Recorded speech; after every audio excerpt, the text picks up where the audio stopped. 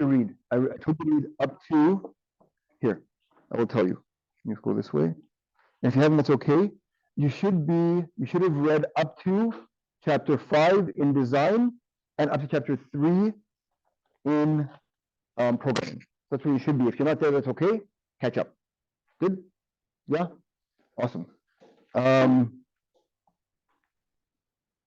Anything from the readings, from the work, anything anyone want to share from what was read at all? If not, that's okay. But if there is, I want to give an opportunity.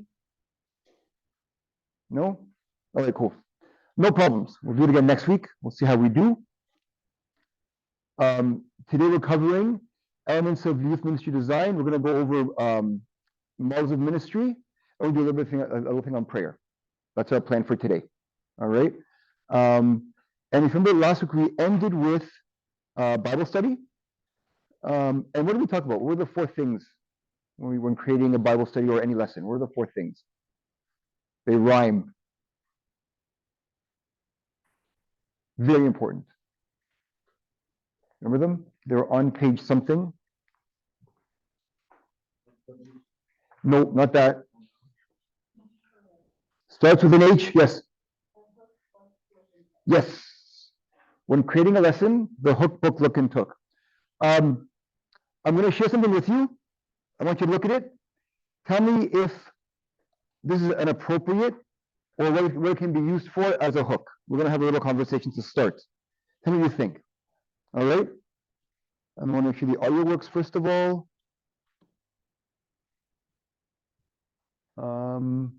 Maybe we should turn the lights off. Hold on a second. It's kind of dark.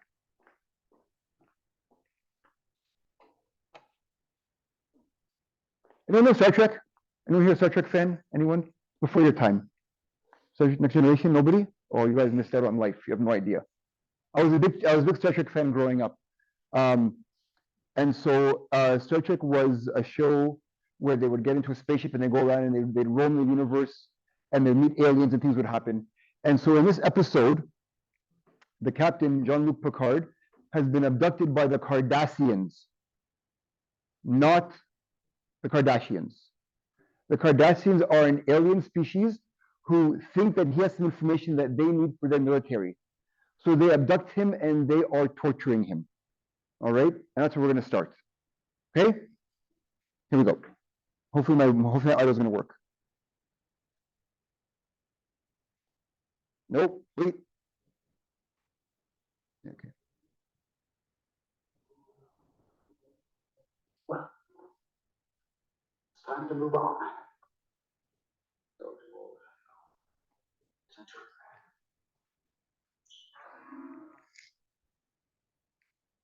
How many lights do you see there? See 4 lights? No.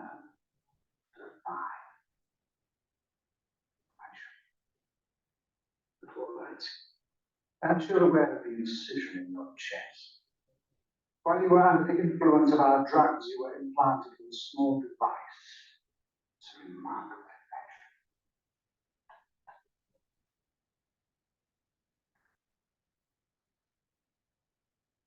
By entering commands in this pad, I can reduce pain in any part of your body. Various levels of severity. Forgive me. Don't enjoy this. I must demonstrate. It will make everything clearer.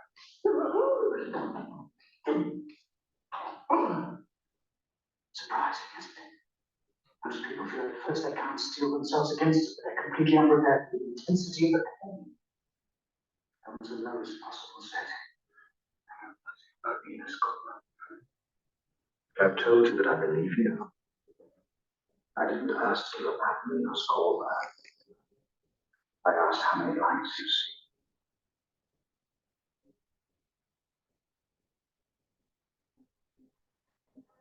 Always.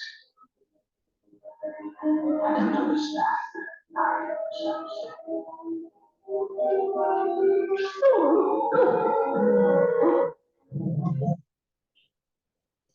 I wouldn't imagine, sir. No.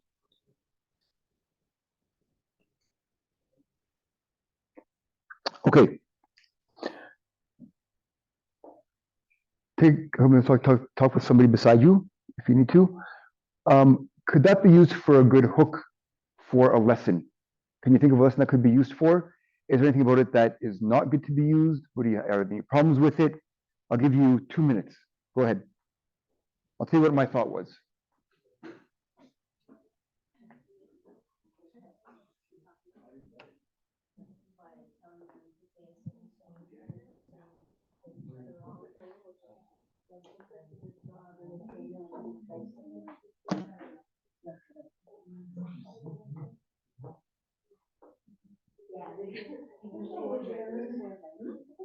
Yeah, that's true. I feel like sports definitely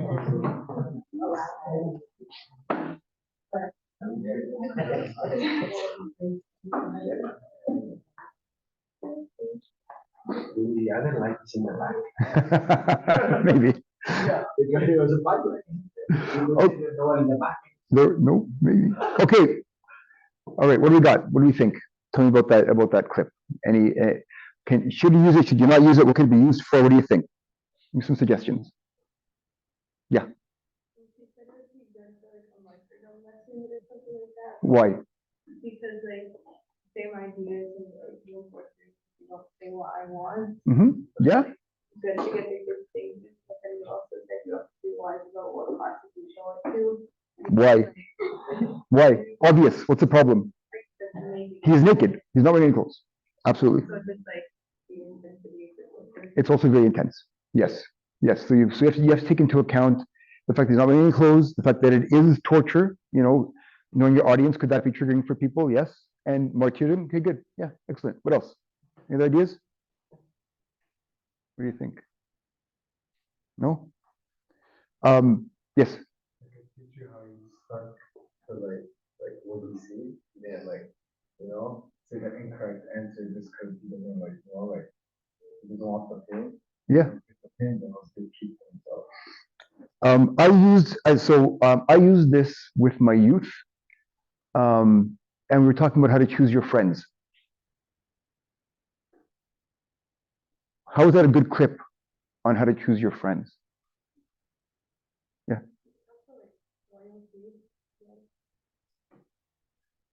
Maybe explain. Tell me how.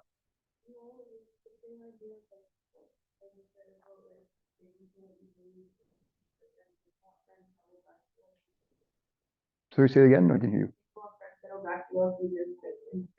Okay, interesting. Yeah, no, I want to complete a different direction. Yes.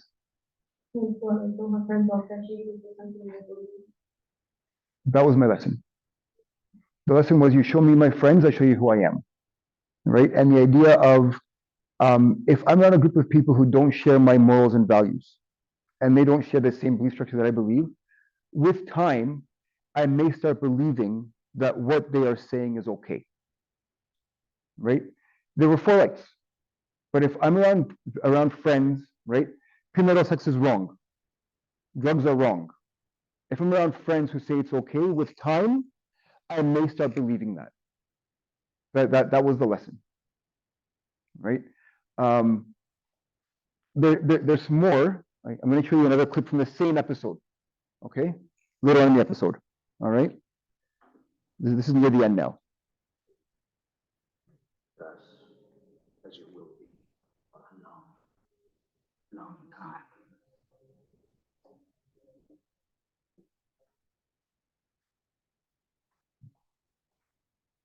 You do, however, have a choice.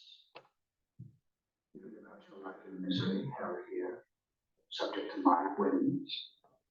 Or you can live in comfort with good food and warm clothing, women as you desire, allowed to pursue your studies of philosophy and history. I would enjoy debating with you. You have a keen mind. It's up to you. A life of ease, of reflection and intellectual challenge. Or this.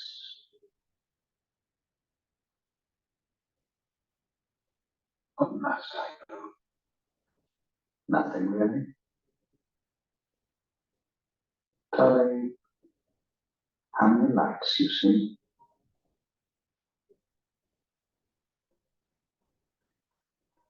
How many?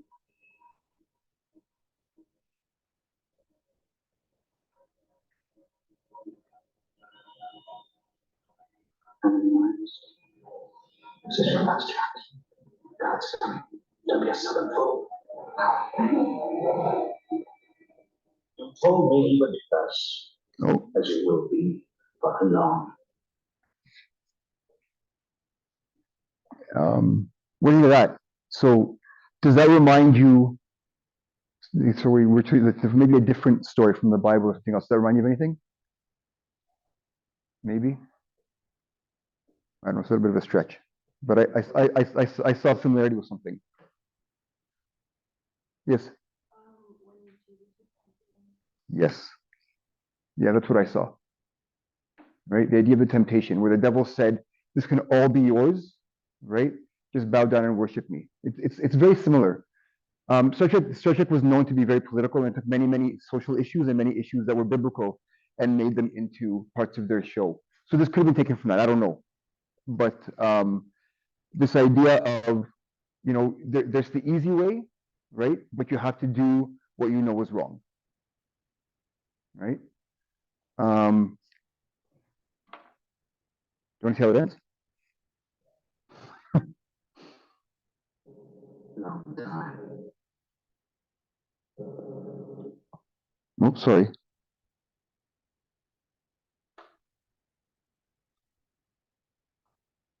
Come on.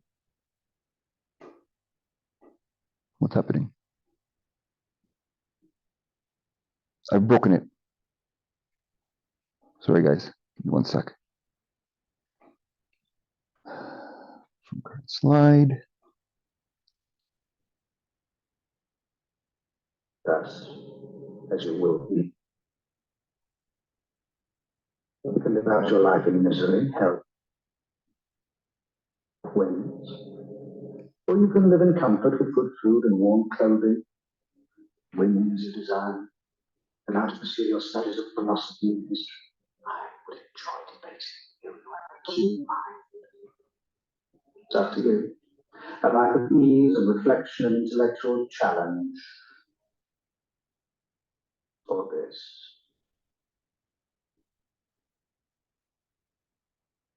What must I do? Nothing really. Tony, relax, you see.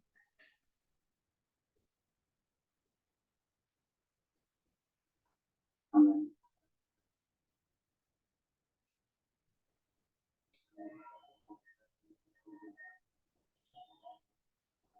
Amen. This is your last chance. God's coming. Don't be a stubborn fool. You told me you would be ready to go. We had some unfinished business. Dave, she is waiting to take you back to the Enterprise. Captain Picard, if you'll go with the guards, they'll take care of you.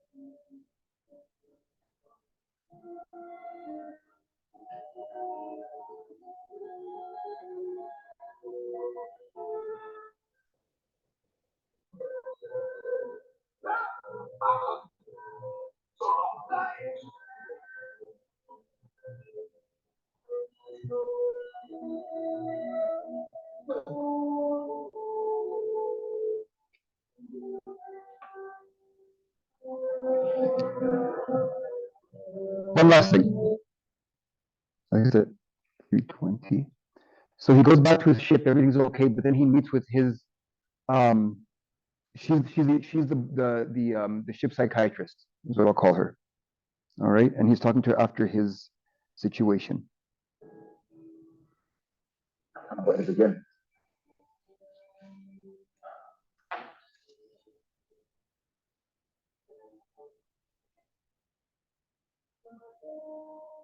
I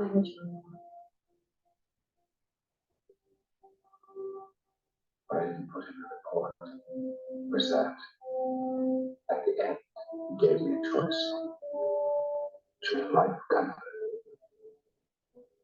or more torture.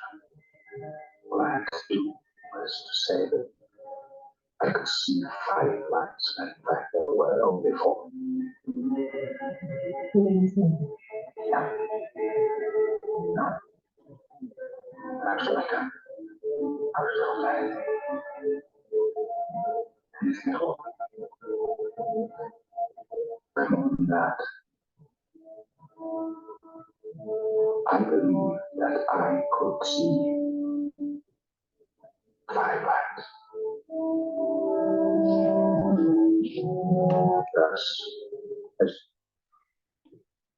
So you draw that back to the first one when we talked about peer pressure, right? And talked about picking your friends.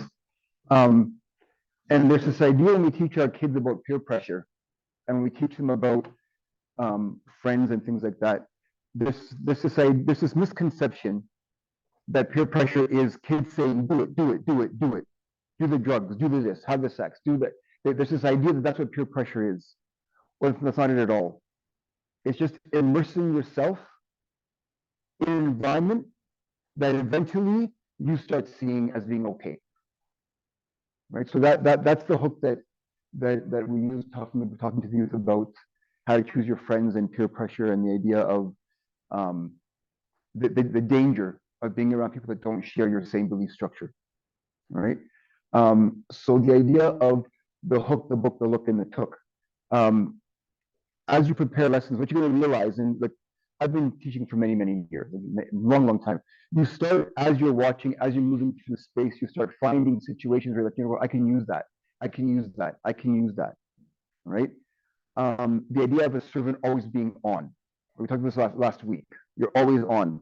And the idea is you can find things in your surroundings that you can use for your lessons. Make sense?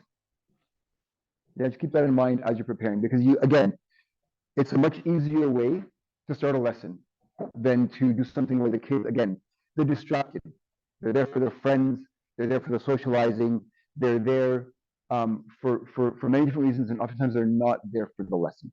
Oftentimes, right? So that's where I draw them in and get them into the learning stance and ready to go.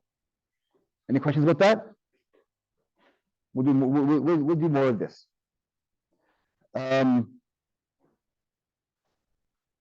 Sorry. Another way you can use that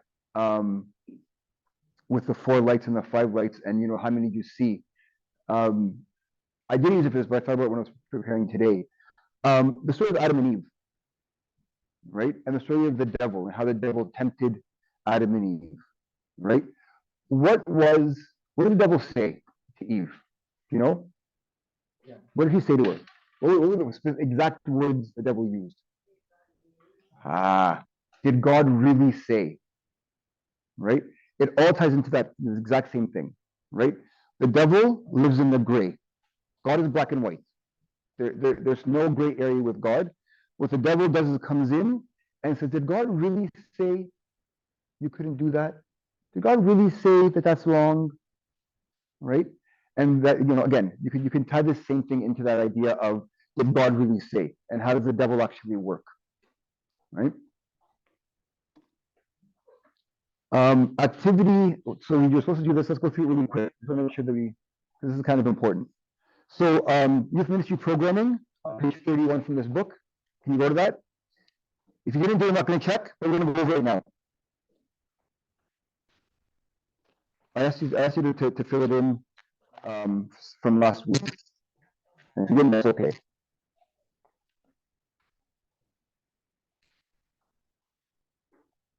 So, pardon? Yes. So go back to the devil in the garden. Yes. Satan didn't know the secret. What do you mean? Satan didn't know the secret.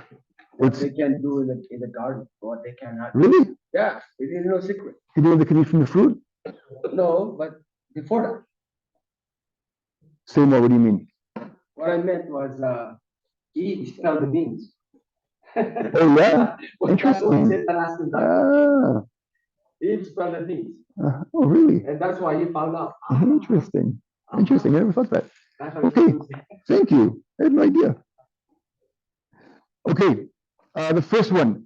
Read through Genesis 3:1-13. What do you learn from Adam and Eve about how not to handle temptation? Is that a hook, book, look, or took? What do you think? Book, it is, well, they're reading the book, but then it says, what do you learn from Adam and Eve about how not to handle temptation?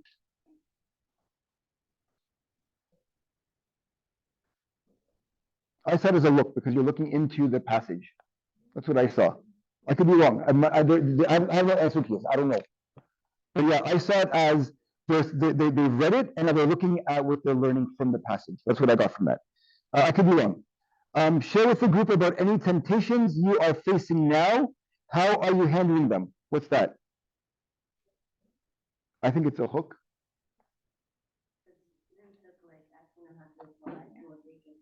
How are you handling them? Okay, maybe you're right too. So it could be a took. How are you handling them? That being said, we talked about this last week. That is very dangerous. I would never ask that question ever. That's just a very dangerous question. All right. Unless you're maybe one-on-one and you're looking for a specific thing to do with one child, that would not be a group discussion ever, ever, ever. Too dangerous. What are some temptations that are common for young people? I think that's a good hook. Good conversation starter. And is that safe to ask? Absolutely. Absolutely. I think it's a good one. Read through Matthew 4, 1 to 10. What do you learn from Jesus about how to handle temptation?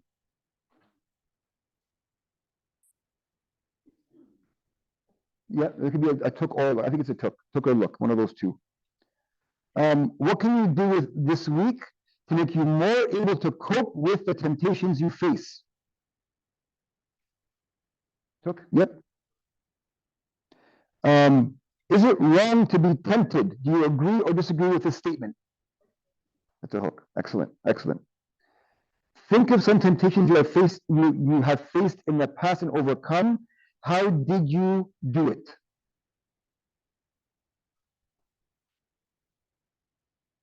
That could be a hook. It could be a discussion starter, or it could be a took. How did you do it?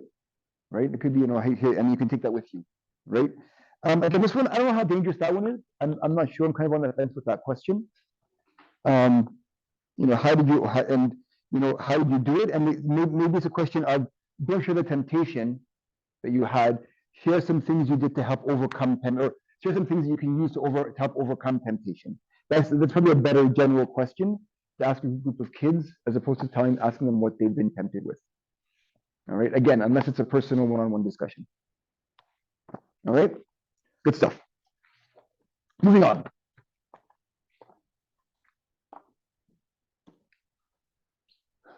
Last week, we talked about developing a youth ministry, right? And what is the purpose of youth ministry?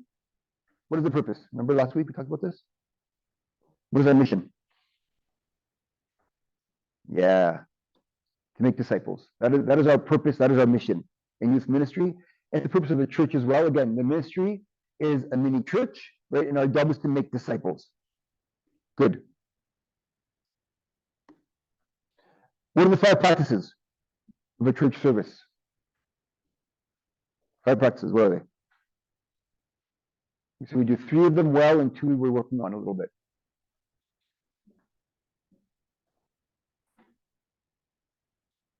Five practices. The first one, I'll give you the first one, is teaching. Teaching,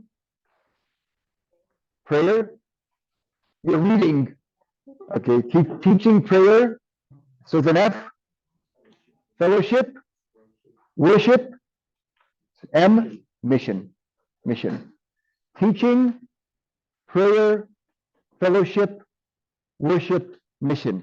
Those are the 5 practices that we have to have in a church service. And as you're building a curriculum, because that's what we're talking about is how to build a curriculum, you have to have all of these in your curriculum. Let me ask you a question. When doing a curriculum, can you put in mission days in a curriculum? Why not? Absolutely you can, right? If I'm making a curriculum, and if I'm sitting with my students and I'm doing a curriculum for the year, for example, from January to January, right? Or from September to June, whatever the way you want to run it, right? Can I put in that, every 4 months we're going to do a mission, and you put it right into the curriculum, and you say we're going to go here and do this, Why not?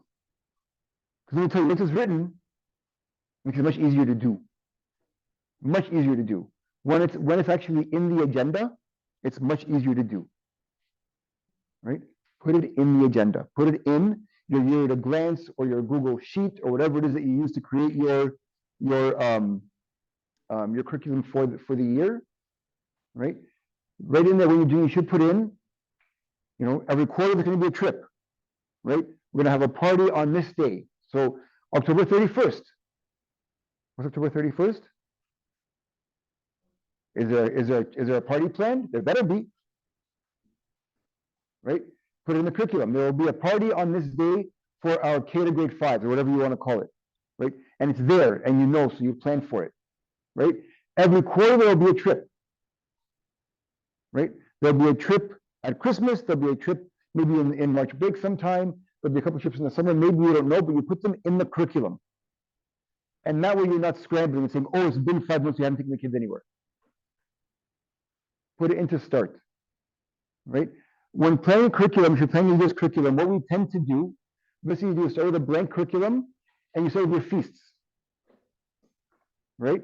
So around Christmas, we're going to do a Christmas thing. Right? Around Easter, we're going to do an Easter thing. Some kind of lesson on Easter, some kind of lesson on Christmas. Right? And then depending on your church, the feast of the saints who the church is named after, that goes into the curriculum. Right? So the next lesson, St. Demetrius, is where the chapel is. They're in the curriculum because on their feast day we do a lesson on them. Right? And then you do the major feasts of the church should align in the curriculum, and then from there you do the rest. Right? There should be, and then you go through these, and are they all being hit? Right? Are we taking care of fellowship? Are we taking care of worship? Are we taking care of prayer? Are we teaching these things? Do we have the social topics that we talked about last week? Are they being covered? Right? It'll fill itself very quickly.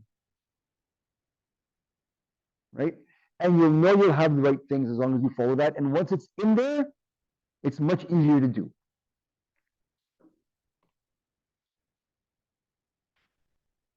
We talked about mission last week being a difficult thing to do. This is page 39 in design. That's where this comes from.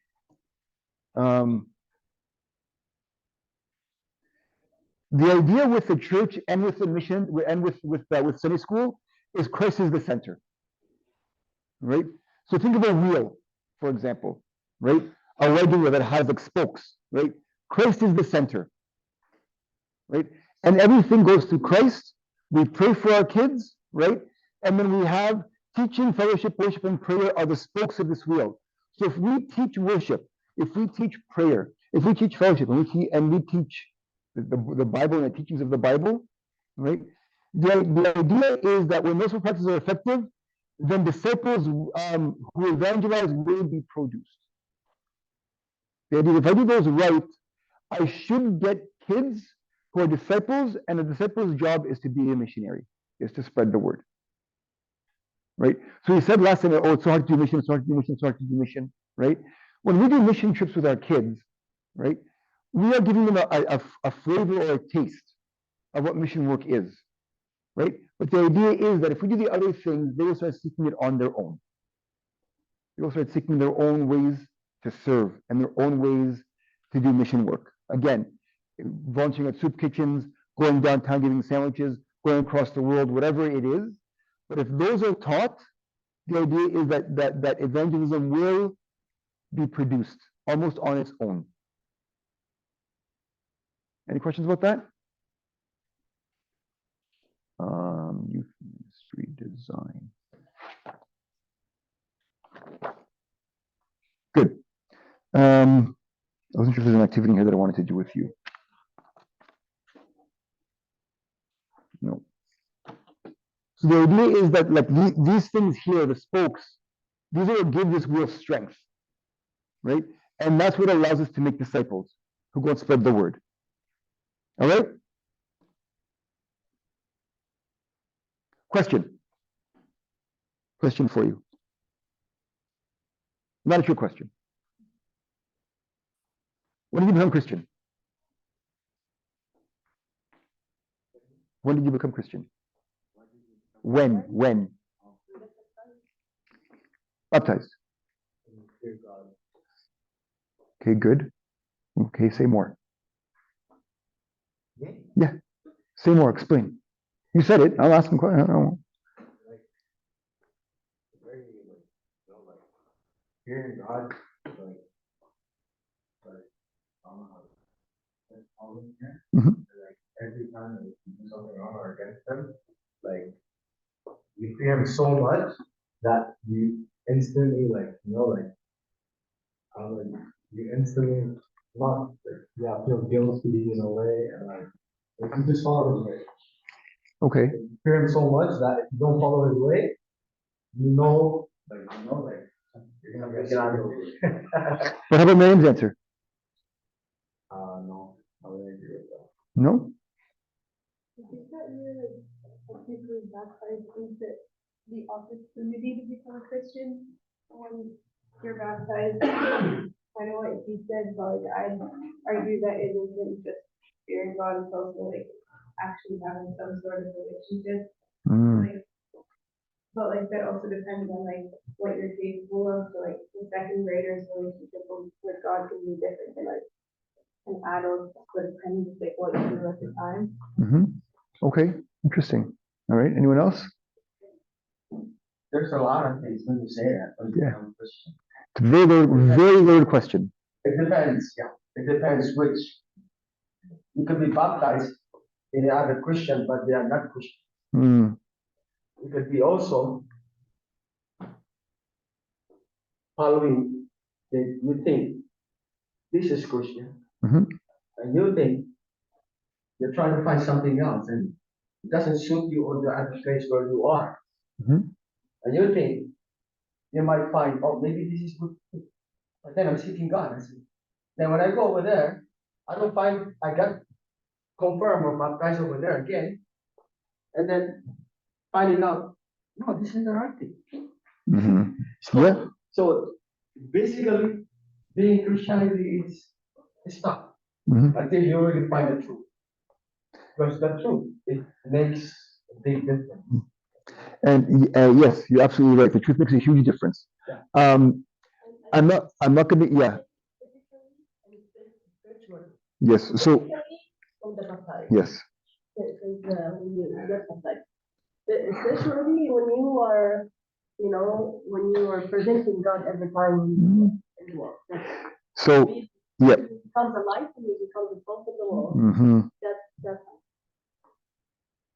Yeah, and so, yeah, I don't want to get, oh, go ahead. Sorry, I was just gonna say, like, I'll just use an example. Yeah. I was baptized like when I was a baby. Yep. But then I was never like, I was like into it, and then I got re-baptized this year, Hmm. and when that's when like Interesting. I knew I was really like into it. Rebaptize, explain.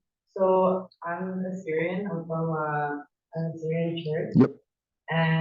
But I was baptized in the Chaldean church, so they didn't like they just sprinkled the water on my head. Mhm. It wasn't like an official baptism. And then I would meet up with my father's confession regularly, and then I learned more about like the Coptic community, and I really liked it. Mm-hmm. I really understood it. It made the most sense to me.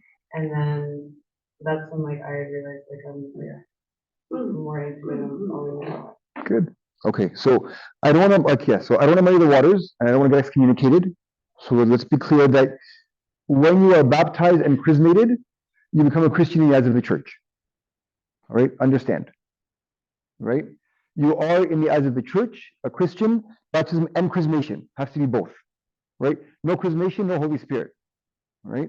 So that's when you become a Christian. And it is a very good question, right? And what we're all talking about now, right? And again, I was baptized when I was, 40 days old, whatever it was. I was very little, right? My parents brought me to church.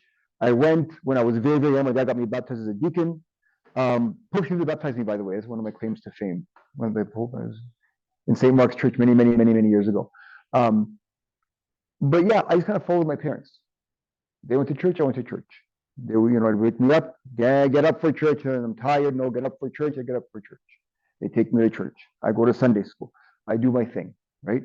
But then there came a time when I started going on my own. Right? There came a time when if my dad was too tired to get up one morning, or if he was sick, I would call my uncle to pick me up and bring me to church so I could dress. Right? And then, like, again, there was Sunday school, and I wasn't the greatest kid in Sunday school, I'll tell you, but there were times, I would start paying attention, whatever. There's a shift, right? There's a shift as, and it depends on the age of the child, depends on where they are in their spiritual life, depends on where they are, many different factors, right? And the better question that we should be asking is, when did Christianity become yours? Right? When did he become your Jesus and not your parents' Jesus? Right? That's a very, I'm gonna call that a very important question. I've done this slide before, and what I've done in the past is I've said, when did you become Christian? And I asked the same question again after my little preamble that I did there. But it's not really true, because you become Christian, again, baptism, chrismation, right? But he's not your Jesus oftentimes, right? When does he become your Christ? And don't share with me now, but think of your story, right? And when did Christ become yours? When did you long to come to church without having your parents wake you up and force you, right? When did it become your idea to want to read the Bible and to learn more and to study, right? When did you fear and respect God on your own without a Sunday school teacher or a parent or somebody else telling you to fear God, right? This is a very, very, very important question. We touched on this last week with what's her name? Who came late? Perry. She talked about this last week, about the idea of the culture of Sunday school, and some people coming in and maybe not feeling welcome, right? It was discussed very briefly, right? And so I want to talk about who comes to Sunday school with this idea of, when did Christianity become yours, right? And take that idea and put it on your Sunday school class, whatever age. It could be JKSK, right? It could be grade 12, 13, grade 12, or post-second or postgraduate, right? When did it become yours, and where are you on your path? This is from the book. I think this is in Youth Design, page 47. Don't anybody, you don't have to turn to it now. But it breaks the church, and again, your Sunday school class, into 4 different, I'll say, groups of a pyramid, right? There's the community, there's the coming, there's the committed, and there's the commissioned. So think of your group of kids in your class who are sitting in front of you. It's a little harder for JKSKs, right? But as they get older, it gets easier to put kids into these different categories. So I want you to think for a second, without reading in the book, and you probably figure this out. What do you think the difference is between these? So for example, if you have 30 kids in your class, which ones would you consider to be the community, which would be the coming, which are the committed, which are the commissioned? So talk amongst yourselves just for a minute. What are the characteristics of a child in each of these 4 categories? Go ahead, give you a minute.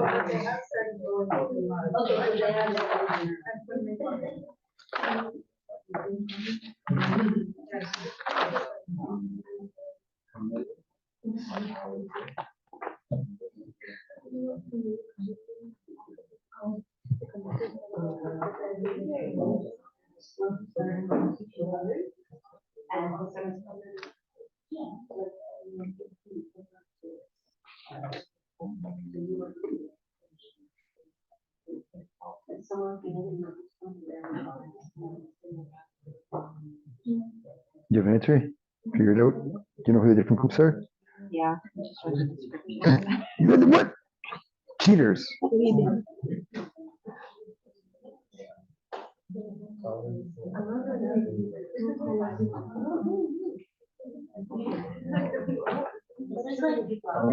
have you read the Purpose Driven University book? I have not. I started reading it. Something very similar. Does it really? Yeah. I've heard of it. It's really I heard it was. I actually everyone started talking about it, and I wanted to purchase it. I haven't got it yet. I heard it was phenomenal. Yeah. Yeah, There's an audiobook that I have to read. that I need. I can do it in the car. Okay, I'm gonna get the audiobook. Perfect. But I like the book because I like to highlight and things too.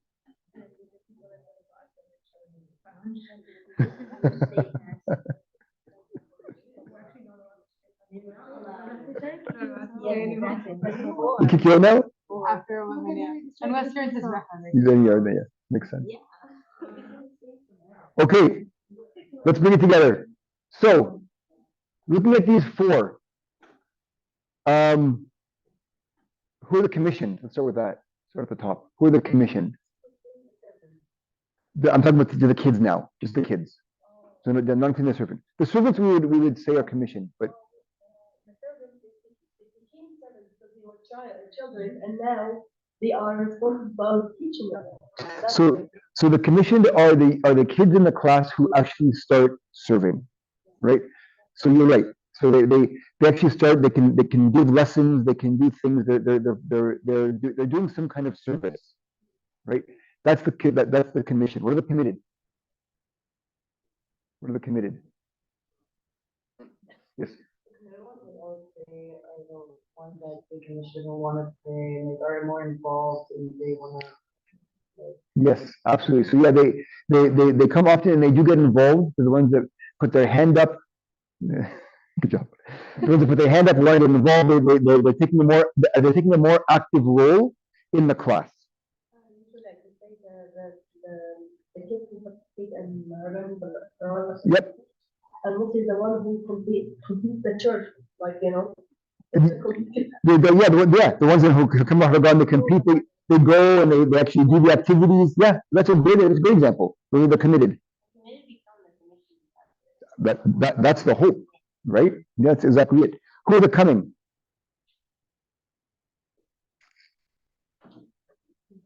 Which ones are the coming? Those that show up. Yes. I was gonna say like those kids that come just like to be with their friends and some of the kids that just like to Yeah, they're there for the social part only. Yeah. Right? Maybe. Yeah. So they're there. They're there every week. They're the ones who may be making noise, who might drive you nuts sometimes, but they're there. They're there. And they're there most weeks. Right? So a coming is a kid who's there at least I'd say 3 to 4 times, like 3 times a month. 3 times, so they're there most of the time. Sometimes they're a pain, but that's okay. They're there. But are they participating? No, they're talking to their friends, or they're playing Clash Royale while you're giving a lesson. Who knows? But they're there, right? What's the community? Yeah. Okay. Yes. Yeah. Okay. What else? Who else is the community? A lot of the ones who are coming might be forced to come, right? If they're coming every week.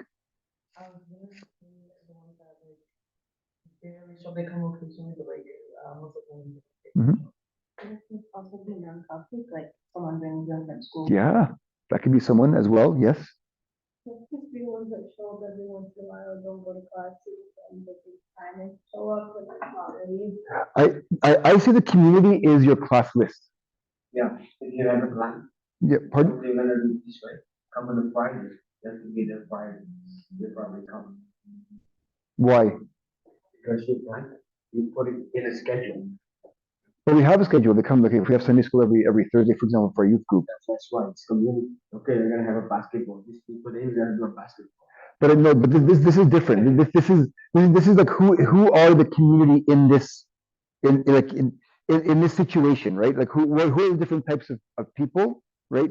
And the community is like what I'm saying is they're the kids on your class list, right? Because your class list may have 30, 40 kids in it, right? And how many of the 30 or 40 kids come every week? Is it 75%? Is it half? Is it a quarter? How many of the kids on your class list actually show up on a regular basis, right? That's how I saw that. I've got glasses. But yeah, but the community are the ones that simply are on the list. And there's a thing here on page 46. It talks about it's talking about St. Paul as being a commission. St. Paul's obviously commissioned, right? He's out spreading the word, right? Talking about Timothy being committed, right? Committed followers are ones who have made a commitment to Christ and are actively growing in their faith, which is Timothy. And in the coming are trustworthy people, those who are coming reasonably regularly to activities from the next level in the progression, while they may or may not have made a firm commitment to following Christ. They are showing at least a mild interest. And as a community, this level consists of those people in the community who come only occasionally or don't come at all. Right? They are not actively seekers to learn more about Christ and what it means to follow him. So these are 4 different levels. Go to page 47 in this book, in design.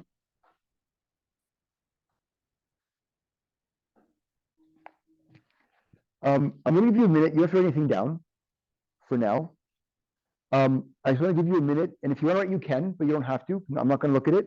Can you put actual names of kids from your classes or from your service or from your church in this box? Can you?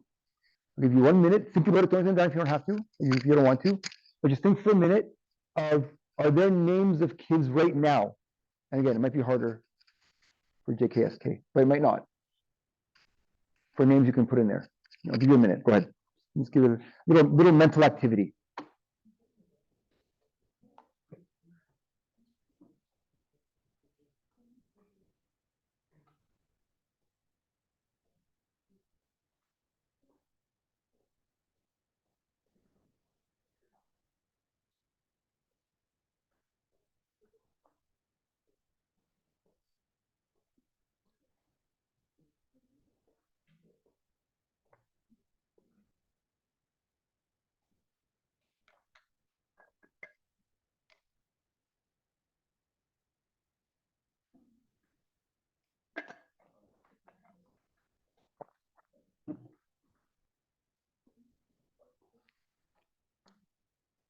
Okay.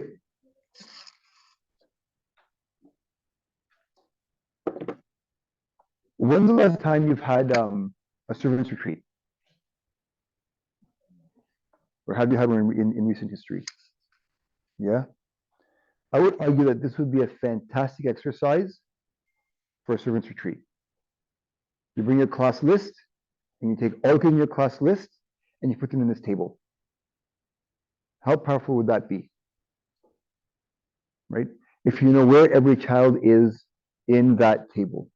Why is that an important activity? Why do you think that's a great activity? I think it's a great activity. Why do you think? Yeah. It gives you a plan. Yeah. Well, and you should focus on all of them, by the way, yeah? They all get focused on, but maybe how you focus on them. Right? Are you giving these guys things to do? Right? Have they been given a service? Right? Are they part of a regular service? Right? And I will argue that you have to get them involved in service. And it depends on the grade, but like if we're talking about Sunday school serving kids, you have them starting in grade 10 or 11, which is kind of young. But why do I say that? Why 10 or 11? Grade 10 or 11 that you want them to start serving. If we're talking about Sunday school service, sitting in front of kids and giving lessons, why is that a good time? Grade 10 or 11, not later, not before either. Why not before?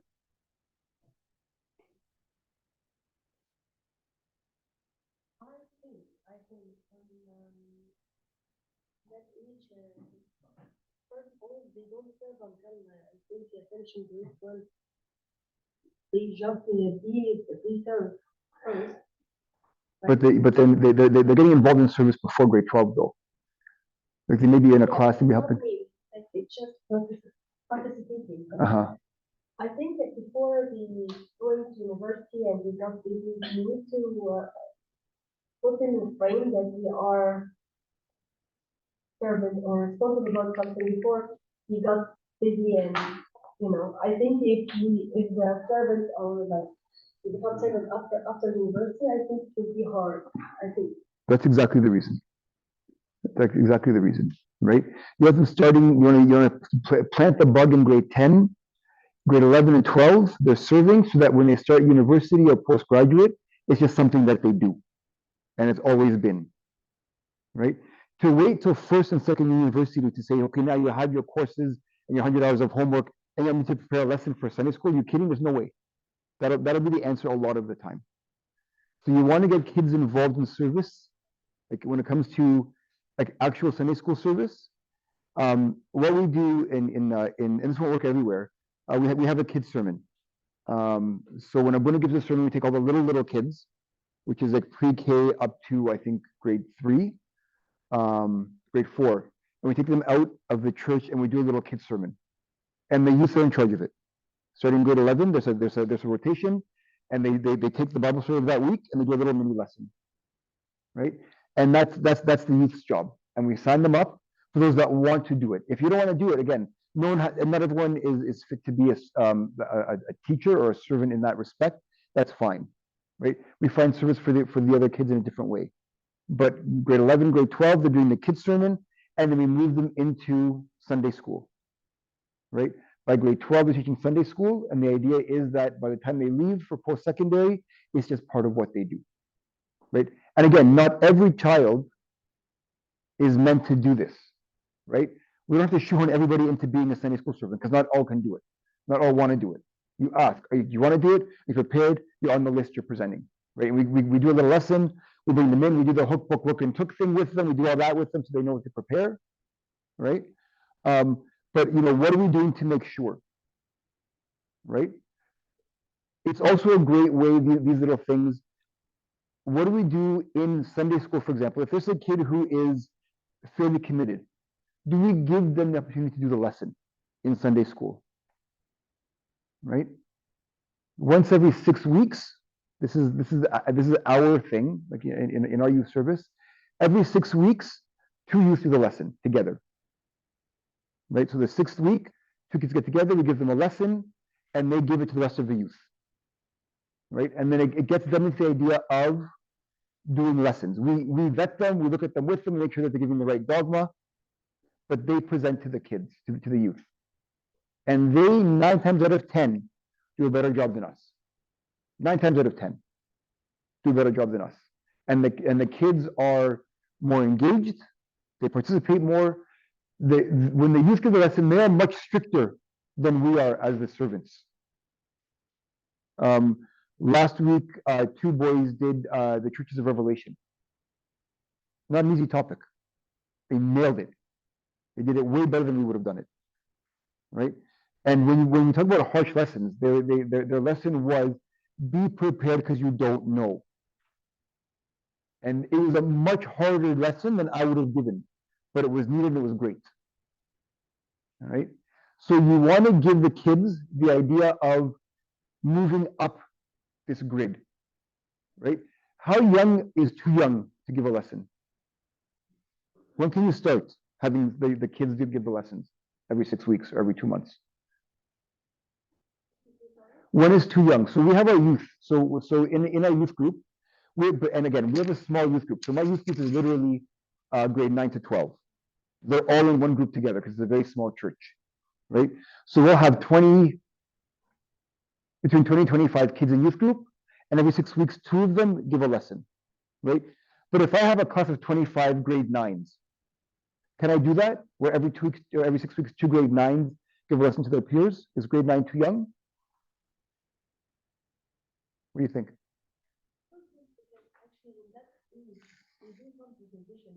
Absolutely. You know, like, you give them one problem, they're gonna search and they love it actually. They get the confidence. Some kids they refuse. And again,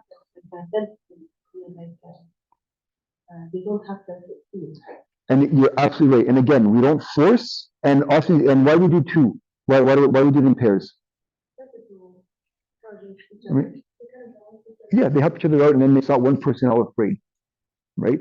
And we ask, right? And when I ask, I don't say put your hand up if you want to give a lesson, because no one will put their hand up, right? Very few will volunteer. I take them aside and I say, you two are doing a lesson in 2 weeks on this. If they say absolutely not, and again, when you get to know your kids, you know which ones will do it, which ones won't. You know which ones you can push to do it as you learn your kids. I think for the beginning, when small groups is better. Bigger group, I don't think it's a good start for them because they feel embarrassed. Yes. You know. And that's what we do it in their class of 25 kids, and never outside that class, because that's a safe space for them, right? In your class of 15, 20, 25 kids, the two of you are going to do a lesson on the prodigal son in 2 weeks, right? And I'll help you. And every 6 weeks you rotate. Is grade 9's good? Grade 9's good? How about grade 8? Grade 2 young? How about grade 7? The topics change as you get younger too, yeah?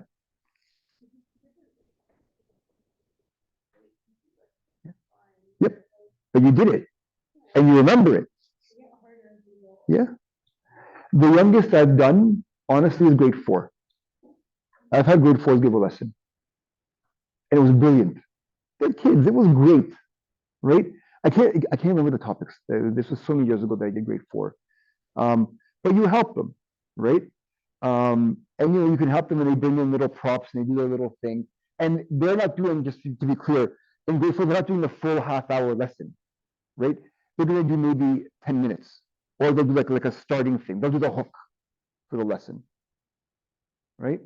And then you continue the lesson after they're done. Have a big confidence. Oh, they're great. Grade 4 is the easiest. Grade 4, you can see once you lesson, they'll all put their hand up. Every single one. That's not a problem. It's in grade 7, 8, and 9 when they start saying, no, I don't want to. Right? And again, it's not the whole lesson, it's a portion of the lesson, right? But you can start that young. Right? It's a little more difficult because now I'm having them prepare. Well, for grade 4s, you're going to have to help them prepare. But for grade 9, 10, 11, or even grade 7 and up, they're preparing, they're showing it to you, you're saying, no, take this out, or no, this part you might want to change. Because you can't have them come in and give the lesson without you vetting it. Because you have to make sure they're not making any mistakes. Also, back home, like Egypt and Moscow, like with some kids like from grade 9 and 10 or until 12 doing outreaching with you. Mm-hmm. That's for the little kids. No, that's from grade 9. Yeah. No, I'm saying, do you take the grade 9s to outreach the little kids, or who do they come with? No, like from the class, like I was teaching grade 11 and 12. Mm-hmm. I take one or two, and let them outreaching their friends. Oh, okay, interesting. But here, I don't think it's possible to do that. Why? So tell me how. Well, outreaching here is very tough, man, because to have an appointment and go and decide fit your schedule and fit other servants' schedule, because here you have to go to servants. Yep. So it's a little bit tough than usually. Explain how. I'm interested now. I'm intrigued. So you brought a child, like, so you brought a grade 11. Yeah. And what would happen when you went to outreach? What would you say to them? Like, and these are kids that weren't attending? Like, for example, if you don't have one of your class didn't come or show up, like it's kids like bring one of their class and they are the same age, talking to each other, and they feel like, I like it. It's great. Why not? Like they start talking and maybe become friends later on. But like we talk, like actually outreaching when I was back home in Egypt is different because we outreach the whole thing. It's not like when you go, you observe the parents, the kids, stuff, and we see any problems, take the names, and here's a little bit. Here's usually just the child and the parents aren't there in the room. That's usually outreach. It's different. You ask about all the family members. You can still do that. You can say I'm coming, but I want to spend time with the whole family. The problem is people might say they're busy, but you can ask. For higher grade, like right now I'm staying in the preschool. It's not a bad idea. I don't know. I'm gonna think about that. I like it. Yes, Joseph. Wouldn't that technically like mean it your way? Could that not like make children or like you not come to Sunday school? Explain. Were you doing what my way? Like if you make like your kids teach a lesson or something. Uh-huh. Because like say for example one like maybe a few weeks you're gonna say like I'm coming to Sunday school to get taught by people that are not like more educated than me or like you know they have the same level of intelligence. Hmm. So why am I getting taught by someone like that? Like you know in a way, kind of. I've never experienced that. You find that the kids actually crave when their friends are teaching. They actually enjoy it more. Um, and again, you're helping them with the topic, so they're gonna give a topic, and you're helping them to make sure that what they're giving is accurate, and that there is a good takeaway, right? And no, I've never experienced it where they're like, no, we're here because we want the adult to give the lesson, right? It's the opposite. They would rather they would rather their friends give it more often because their friends seem to be more relevant to them. Yeah, I haven't experienced. It's interesting. I've never experienced it. Yeah, but yeah. It's interesting thought. Um, and again, we never want to force kids to do the lesson, right? We ask who wants to, and then again, as we know them, we can start tapping certain children, saying, "I think you can do this," right? And you can help them out with it. But yeah, no, I would never. There's never been a negative outcome. Yeah, yeah. Oh yeah, was it? No, it was you. Okay. All right. Anything else? So yeah, I'm not sure that font is different.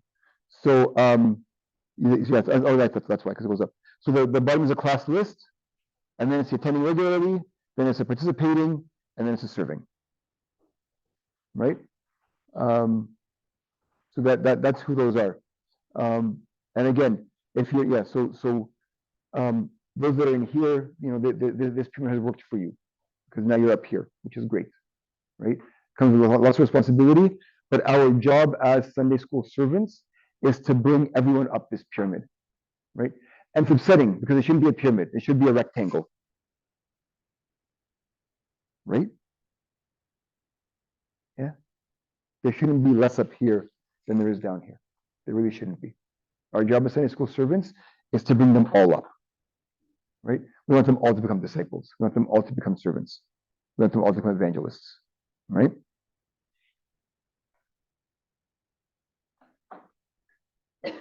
What are the 5 practices? Teaching, fellowship, prayer, worship, mission. All right. Look at that. See that? Repetition. Repetition works. All right.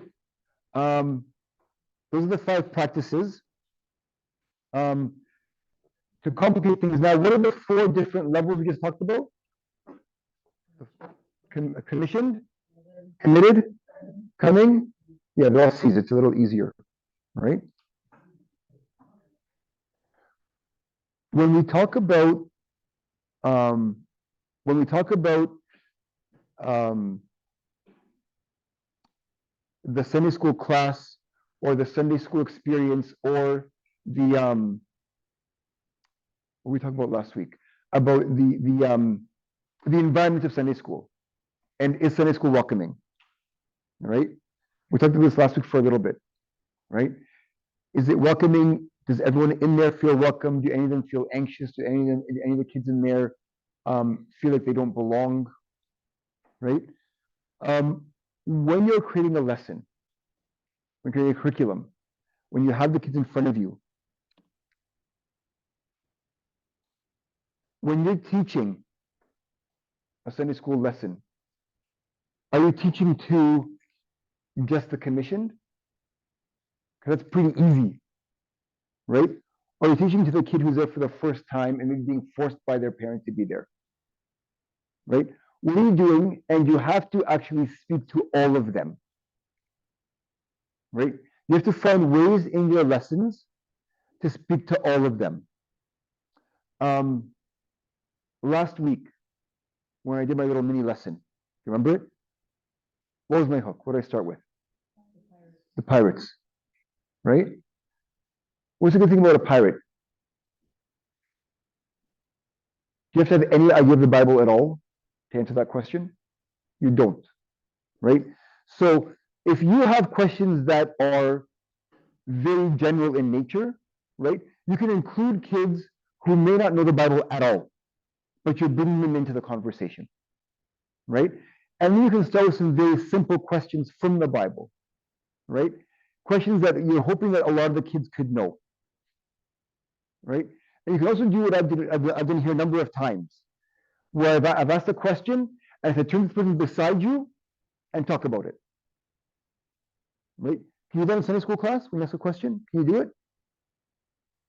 Absolutely you can, right? You can, right? What did God tell Moses to do when Moses came up inside the burning bush? What's the first thing God told Moses to do? Talk to your partner. What did he tell him to do? Give him a command. What's the command? Talk to the person beside you. He gave him a command. What was the command he gave Moses when he saw the burning bush? First command he gave him. We have the answer already. Do you have the answer? Do you have the answer? Do you have the answer? What's the answer? What is it? He said, take off your shoes because you're on holy ground. Right? Yes. Right? You may not learn that on your own, and that's okay. Right? But if I'm a kid in the class and someone and the student asks that question, right? Right? And I say, what's the answer? And you don't know, what have I just done? Embarrassed. They may never come back. I may have lost them. Right? But if I say, talk to the person beside you, and then I walk around, right? And just someone who's very quiet never answers and don't like to participate. But I say, do you know the answer now? You know, because Yasmin told you, I'm going to ask you. And then go back to the front, right? And I say, okay, you know, what's the answer? Mary Grace, what's the answer? And she knows already that I'm going to ask her. What's the answer, Mary Grace? What did he say? Brilliant. What have I just done? I've included now Mary Grace is included and feels welcome. Right? You can do that. That's okay to do. Right? Because some of the kids will know the answer, some of the kids won't. Right? If you ask this question and no kid knows the answer, that tells you something as well. Gives you an idea of what you have to spend a little more time on. Right? So you want to make sure that when you're creating opportunities, when you're creating lessons, when you're doing curriculum, are you making sure that you are addressing all of those individuals in your class? Right? And it's more important to hit that side, yeah? Because we want them coming back. Right? We want to make sure that they have an experience where they feel welcome, right? And where they feel like they are part of the group, as opposed to an outsider. Right? Because if they feel like they're an outsider, we may lose them. Right? Super, super important.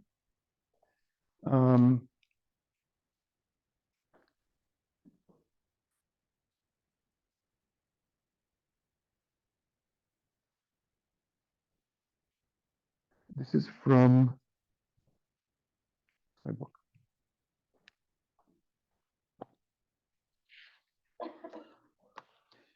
So look, it's in the book. I wrote this down because it's kind of interesting to look at this, right?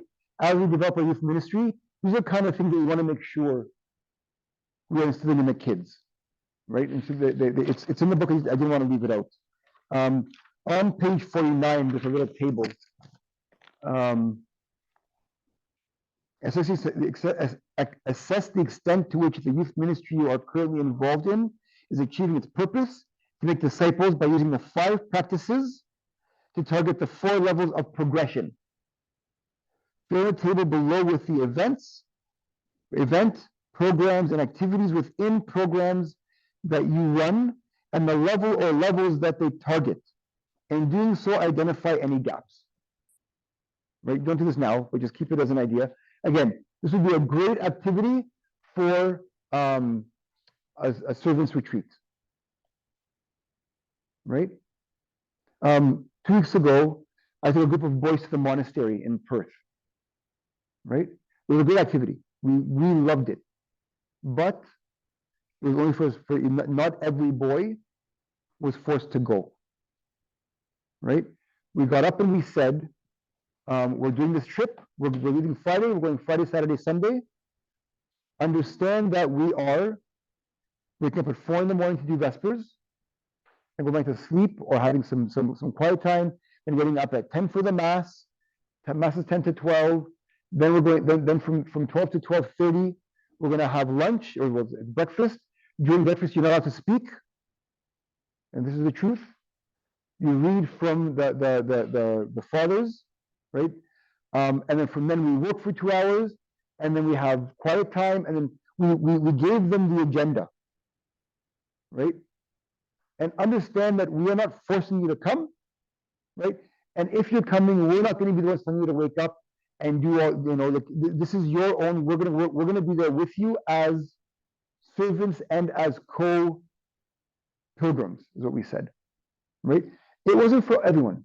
It didn't hit all of them, right? I wouldn't force someone who's a community member who doesn't really want to subject themselves to that because they may get turned off, right? But what events am I doing to ensure that I am hitting all of the people in that pyramid? Right? That wasn't one. That was more for the commissioned and the committed. Right? Which is fine, because we have to feed them as well. Right? But they're also going to come to the Raptors game that we took the kids to, or the soccer game, or whatever outing we're doing, right? Or the party, or you go to the park. Right? So what activities are you doing to make sure that you're hitting all of them and giving them all the opportunity to feel welcome? Super important, right? And again, obeying biblical truth, loving others, love the Father, have fellowship with the Spirit, and follow Christ are all kind of things that we need to instill in our ministry. We're going to take a 10-minute break, and we'll come back and go into models of ministry after that. All right? So take 10 minutes, and I'll see you back here at 10 to 5.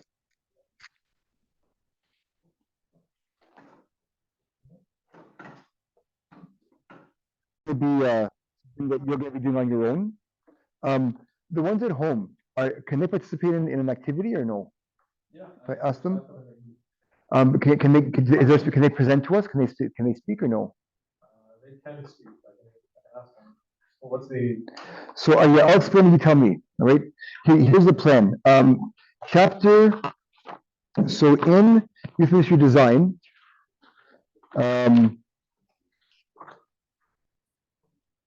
chapter 4 and 5 are models of ministry. There's 10 different models of ministry, which is a lot. And so what I want to do is I want to split you up into groups and give you each 1 or 2 models to work on and present. And that way we can get through all 10 in the next hour. That's the hope, right? So what I can do, because there's 10, 1, 2, 3, 4, 5, 6, 7, 8, 9, 10. Oh, that's no good. Now what do? I thought it was perfect. We'll do, okay, so here we'll do. I got it. There are 10 different ones. What I want you to do is I want you to read through the model I give you, and I want you to prepare summary of the model, 1 minute, what are the strengths of the model and how would our community, the Coptic community, benefit from the model? What are the stretches or what are the difficulties with this model in our community? So looking for a 3-minute presentation on each model. All right?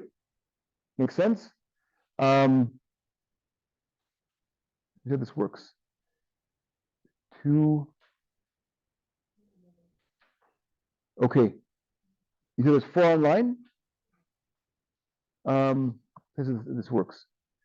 Catherine and Miriam, can you together do incarnation? All right. Father Dante, can you do collective? Collective? Actually, yeah, which one? No, let me see what order they go on. Hold on. Why are you talking to me? Incarnational.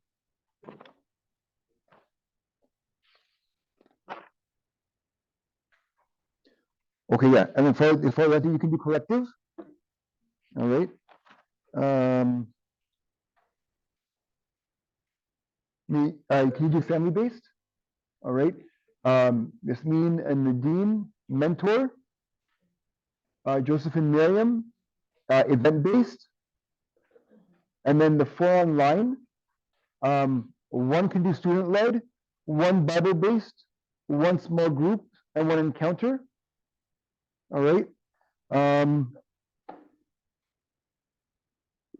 Here's one do 2. You can do mission as well. Okay. So I'm going to give you 10 minutes. All right. And I'll go back. Sorry. So everyone knows which one they're doing. I'm looking for a 3-minute presentation. I'll give you 10 minutes, and then we'll present them. And so the 4 online will need their help as well, so they can speak up when it's their turn. All right. Try to get back to the slide and just show them. Oh, which ones they're doing? Yeah. Sure. Do you know them all? Here. So they're going to be doing. One's going to be doing student led. One's going to be doing Bible based. One will do small group, and one will do encounter.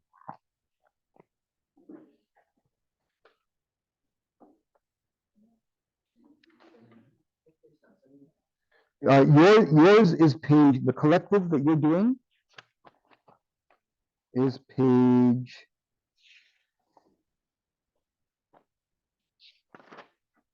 56 is your page. You're doing page 56, 57, 58. And in design.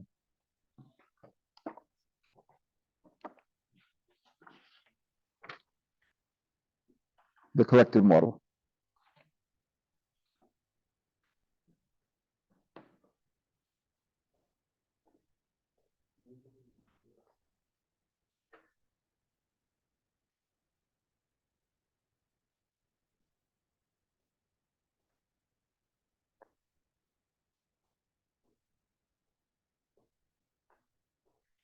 Did that work or no? I'm just trying to split them up. Some people are not responding, unfortunately. Okay. Okay, if not, I can add more to these guys. Give them more. Should I have them all do it here? Possibly, that's okay. Because I don't know how much. 1, 2, 3, 4. Okay.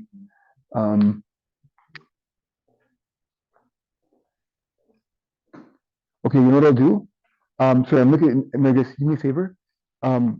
Do you want to go with Father Dante and you do those 2 together? So you're both presenting 2. You're presenting only 1 right now, right? Okay, I'm going to give you another one to present. So you're also presenting.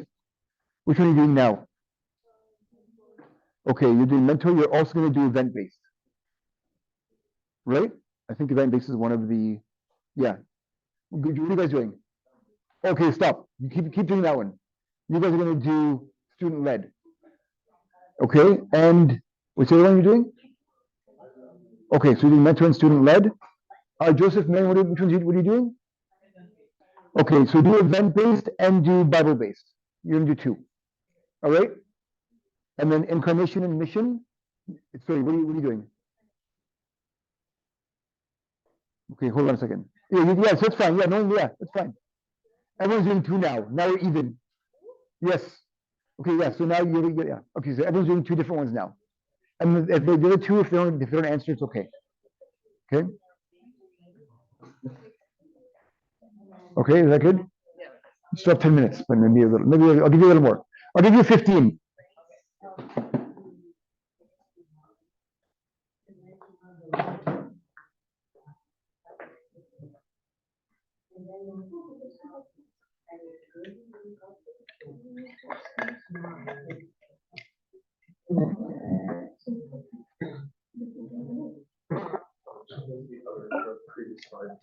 Oh,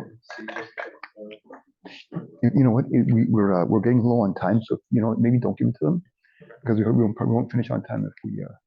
So he's back. Just leave them. We'll give the last two for homework.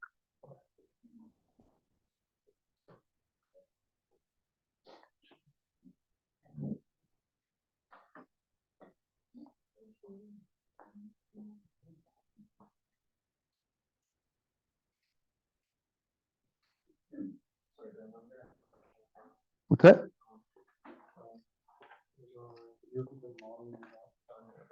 And then what page they should refer to? I'll tell you. So they can do. Is it anything small groups or no? Okay. So they can do small group, and that is on page 72.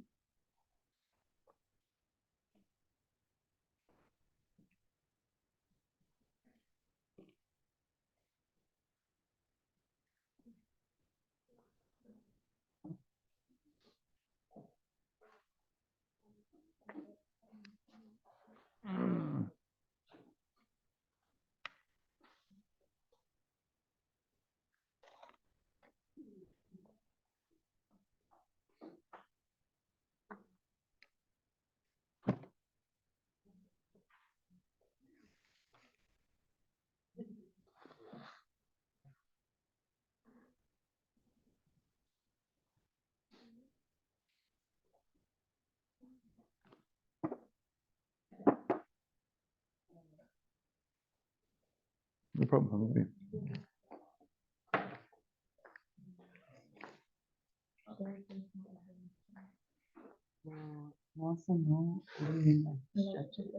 So straight, like, what are some difficulties? So, like, is there any part of that model that you think wouldn't fly with our community? Oh, okay. Got it? Okay.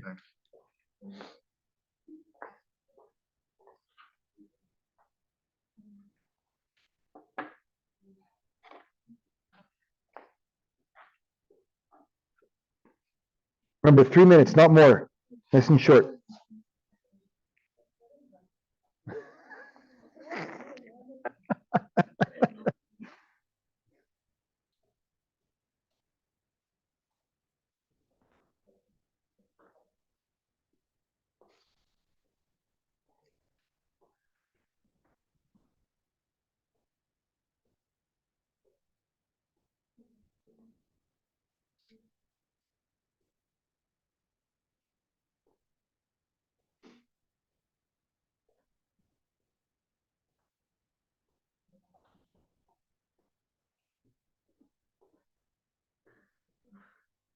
Is it okay?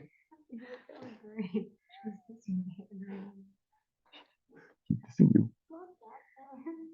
Your writing's bad? Yeah, exactly. Fine.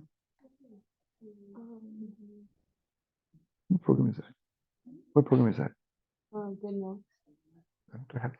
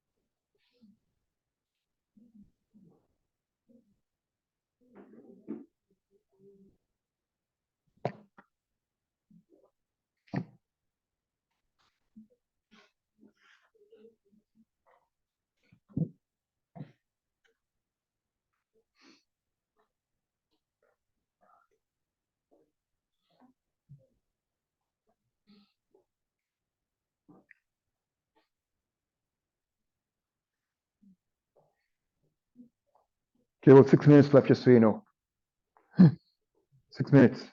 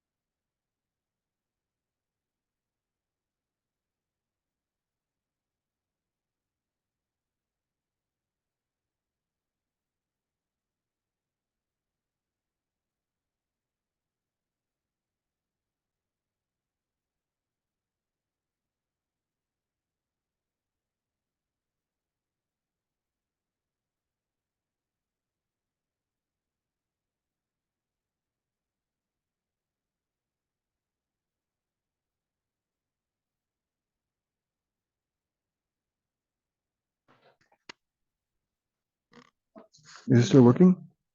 I walked out of, I went out of range. Okay. Yeah, it started flashing.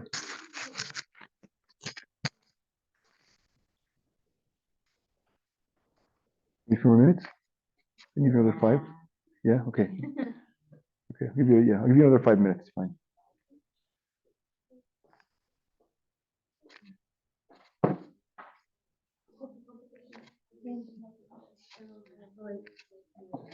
I'll give you another 5 minutes, okay?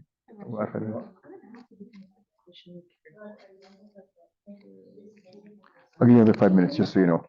Okay, until 10 after.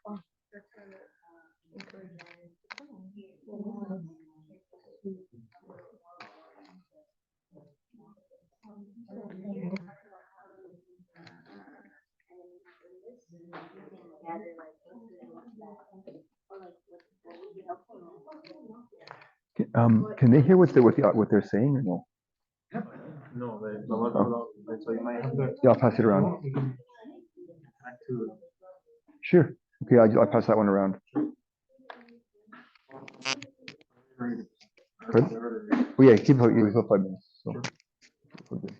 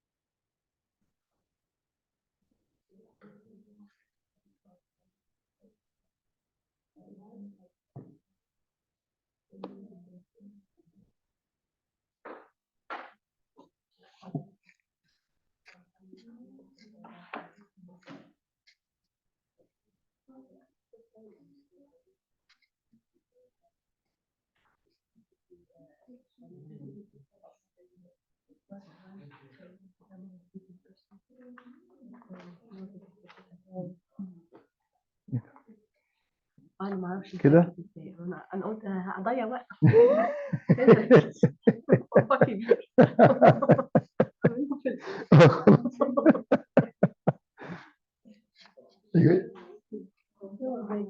ازاي كده ازاي على فكرة. لا وبعدين عشان ابين ان انا بذاكر كويس exactly انا باكل كويس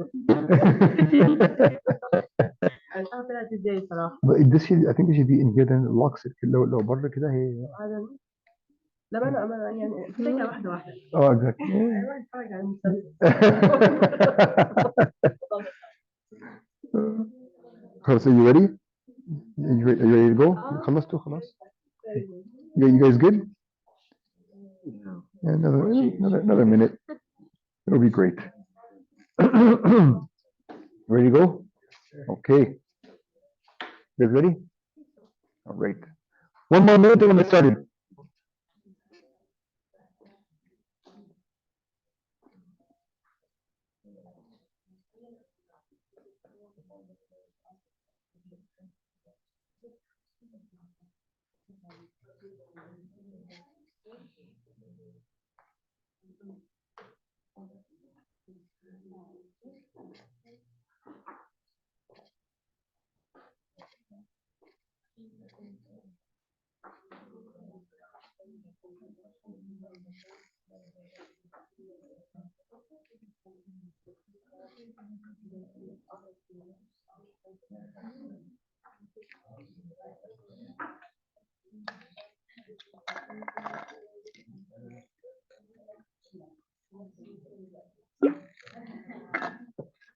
Okay, let's get started.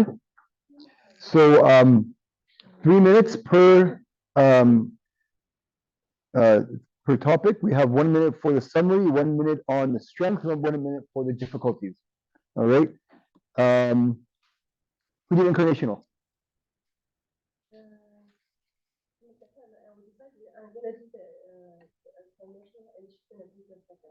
Okay. Okay. Incarnation and mission, right? Okay. Go ahead.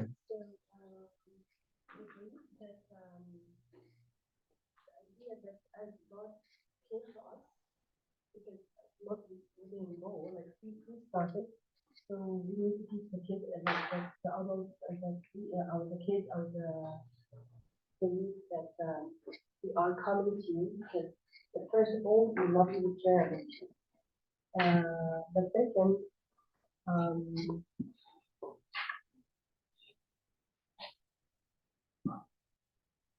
that's mostly targeted the children or the kids who are outside the church. The thing we use the kid story actually is a very nice story that it replicates the international that God went especially to meet the most hated person and the accepted person from the whole city. And the way God found that I said to you, I love you because I came to you for sure because I love you. So he felt that. So he felt it and God showed that love. He helped him to repent.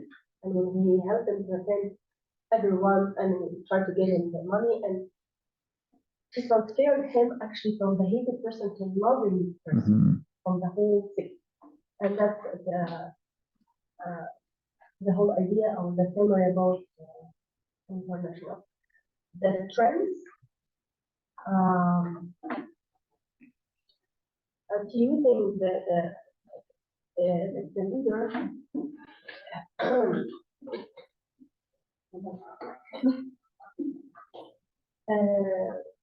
so as we said here, the servant or like if we say the servant like for the key kind of Jesus will be here. We need to kind of target outside the kids from out like who's not coming to church to helping to do some activities, beginning activities I think, and then attract them actually through the activity try to give them the message. Try to show them the kind of the faith and how to become a model in the community. Then one by one they try to be attached to faith. But this it's a bit difficult because it depends on the leader. The leader, if Mhm. he's not smart and good and has a good heart and good faith and follow, you know, it's not in our friends.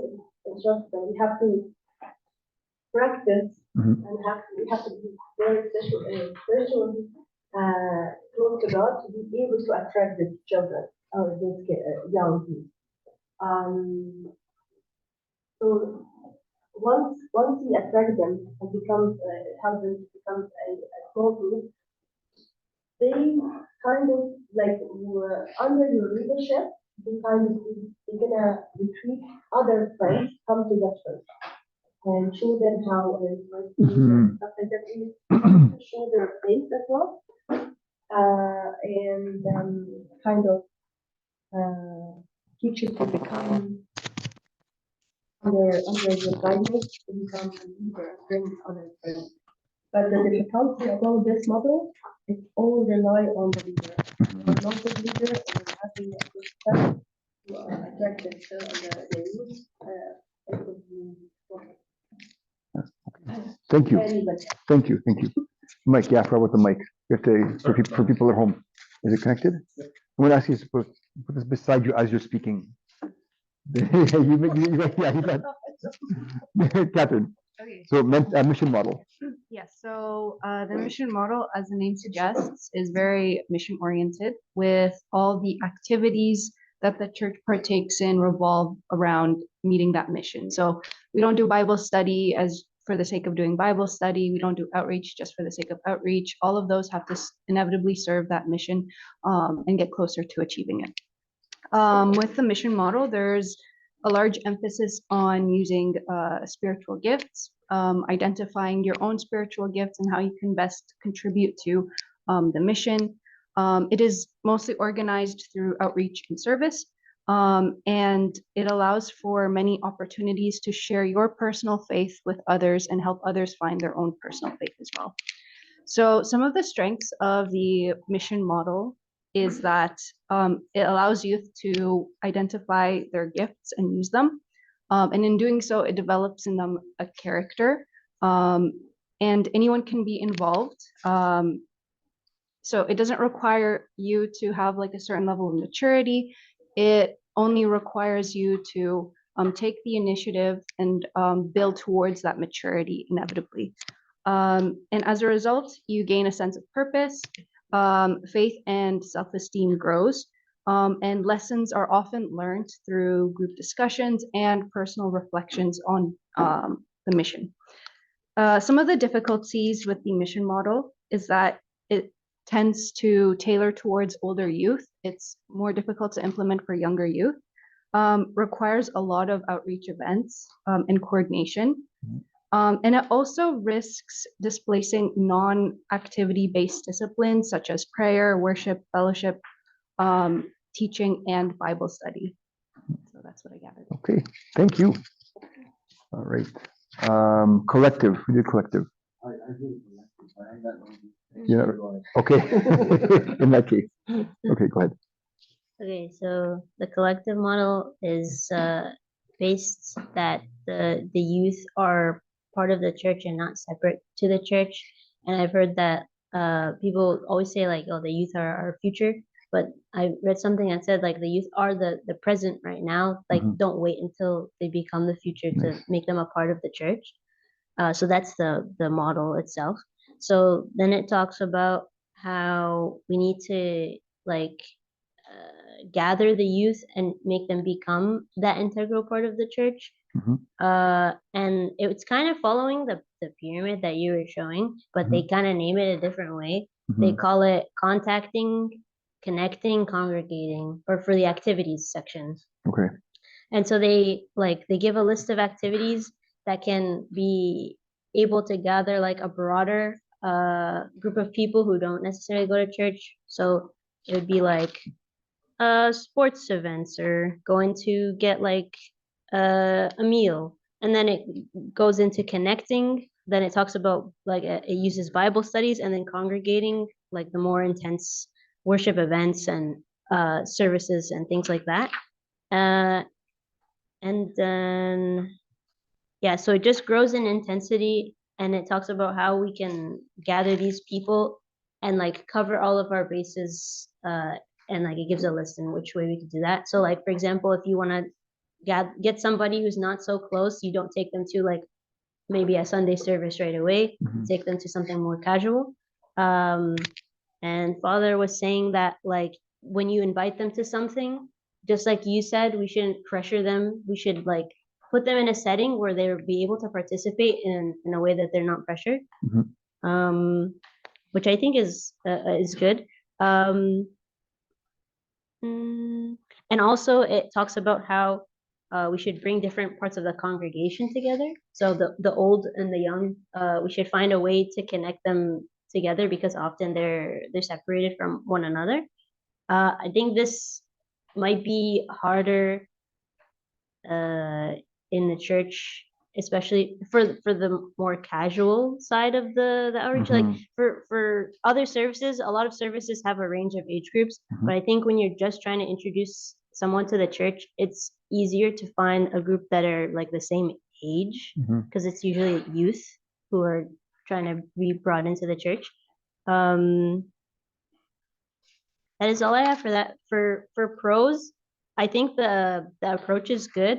The levels of outreaching are good. I can't really find any cons necessarily. Maybe it would be difficult to cover each, but if you divide, like maybe you have a group for the contacting, a group for the connecting, a group for the congregating, and then they meet together and they see like which person can move to each group Mhm. might be good. I'm not sure about the cons though. Okay. All right. Thank you. All right. Okay. Family based. Family based. Keep going. Okay, so the family based model for ministry speaks about how the family has a great influence on the spiritual life and growth of the youth, which is very true. So their idea is that we should start by strengthening the source, which is the tiny home or tiny church, which Yeah, is the home. Mhm. Which it's a good idea in itself, which the church kind of already tries to do because the church recognizes each family is a mini church, but it gives more ideas. So it lists things like having activities where parents can join with their kids. I think that's good. It says that the kids will have time to be amongst themselves, which is good. But I think especially if you're having a service with your parents, the con might be that they might not open up in the way you would think. Like, for example, it lists having an event where they can improve their communication, understanding, in a safe environment. In our Coptic community, I don't see that happening with the youth being open and not like just to stay playing like performing because we can be very critical of one another and not everyone wants to share what's going on in their life. So I think a better approach might be something more private. Right. Yeah, something more Mhm. private. Yeah, but the events they list of activities, doing like activities like serving with your parents or just having small events that are like not as frequent, like monthly. I think those are good to allow parents and youth to connect with one another. But the idea of working through their issues in a group setting, Mhm. I don't think would work for a Coptic community. It lists some more ideas like parenting seminars. I know we have Focus Family. Yep. Which is good, but I don't think a lot of people know we have Focus Family, and I don't see many people attending. And Focus Family, aren't they trainer? Like they're trained, like Yeah, the they're training and presenters. counseling, which is Yeah. great, but I don't think it's well known. So I think that's something that could be more frequent for parents. Mhm. And then it says initiating support groups where parents can talk about facing difficulties with their teens.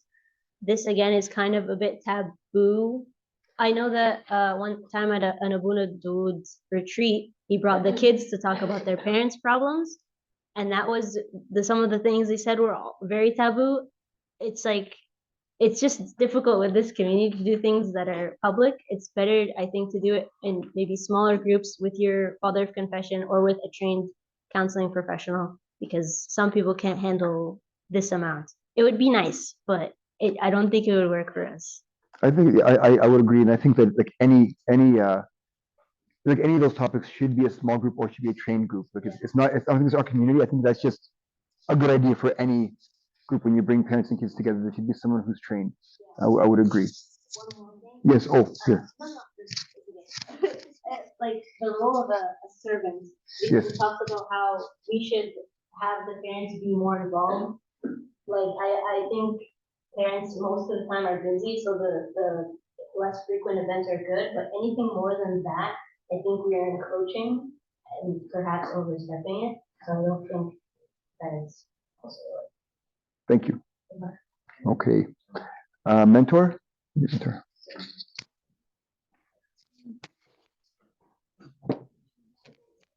Okay. Thank you. Okay, so basically like the mentor model, it's just when there's like an adult or like an older figure in like a youth's life. And it's like they're not so much an authority figure so much as like a friend that can give advice, but also coming from a more experienced and wiser place. So like they would go out, they would have a friendship, have a relationship, they would share personal aspects from like their lives to sort of guide and like give advice to the youth. So the Bible examples it gave was like Jesus and the disciples and like Paul and Timothy, where it's not like they're like in a position of authority. So it said like specifically not like a parent, not a priest, but sort of someone just to like be there for the. So like some strengths about it is that like every kid gets personal attention, which isn't something that you could get in like a bigger group. And they also have someone like a good role model, like assuming that this mentor is going to be a good role model. They have like someone with that they can go to for advice and someone like when they like don't want to go to their parents because a lot of the time like you won't want to rely on their parents that much. It's also easy to incorporate God into like this relationship more because when you have a relationship with someone, you're more open to listening to what they say. So if it's a youth that doesn't necessarily enjoy going to church that much, they're more likely to go with someone that they trust is pushing them to go. They can also act as like a bridge between a kid to like or like a youth to like meet other youth because like if you have a good if the mentor has a good relationship with one youth and they know someone else that's like struggling to go to church, they can kind of like bridge that gap. Good. Yeah. Okay, so some of the weaknesses, I think personal boundaries definitely because so while they definitely are in a position of authority, you always have to like keep in mind that this is an older person spending time with a younger youth, so there definitely has to be boundaries, whether that be gender, whether that be how much time they spend together.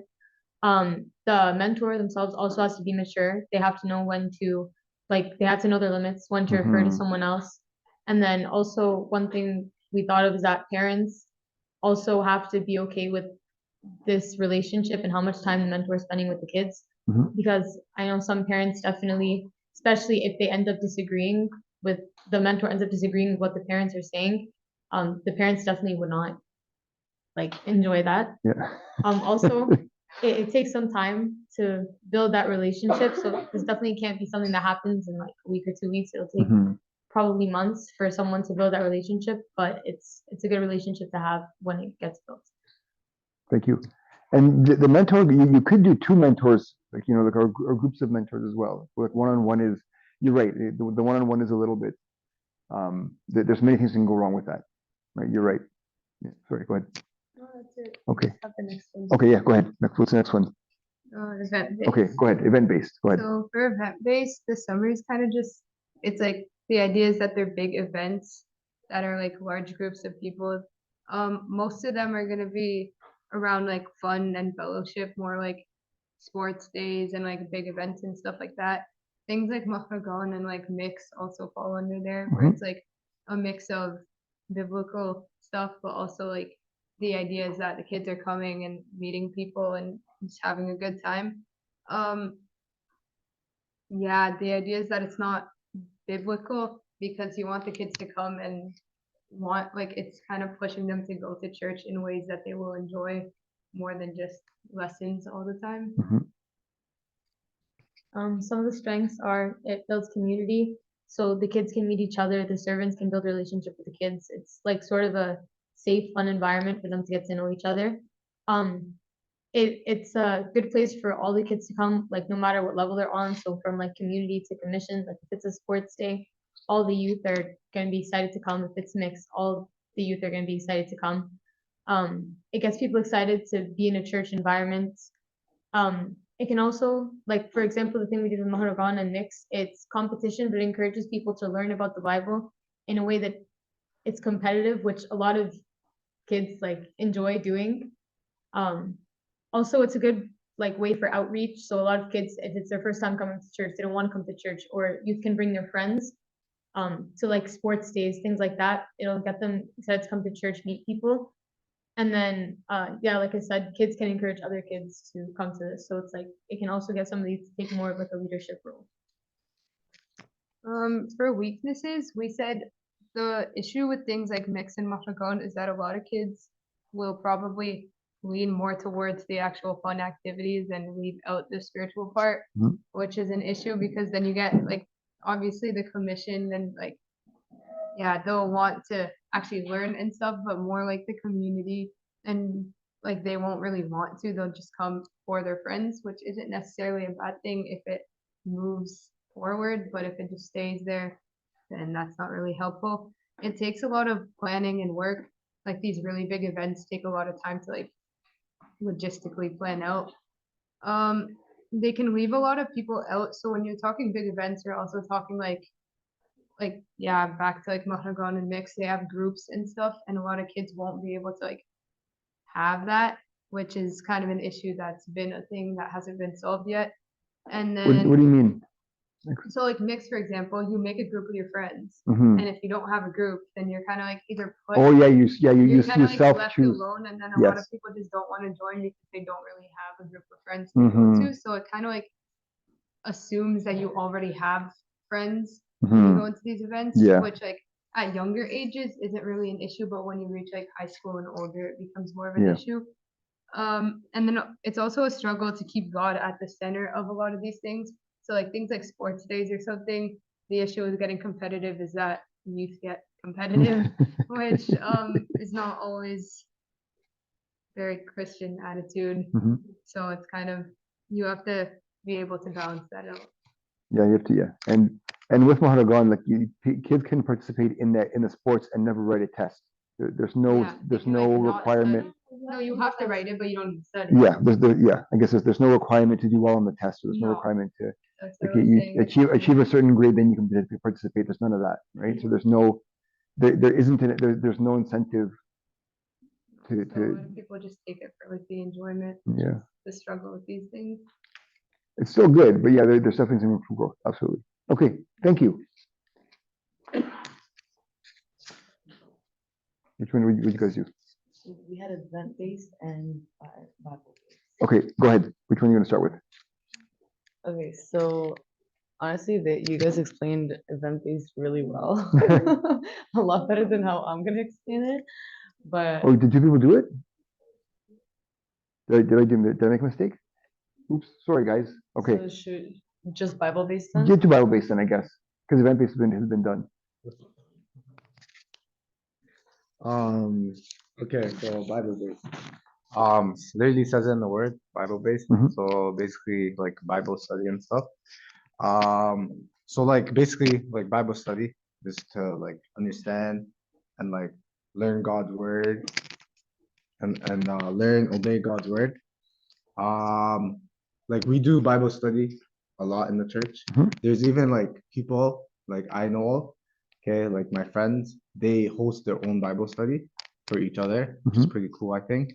And Bible study is like a very like mandatory thing that I think like everyone should be attending.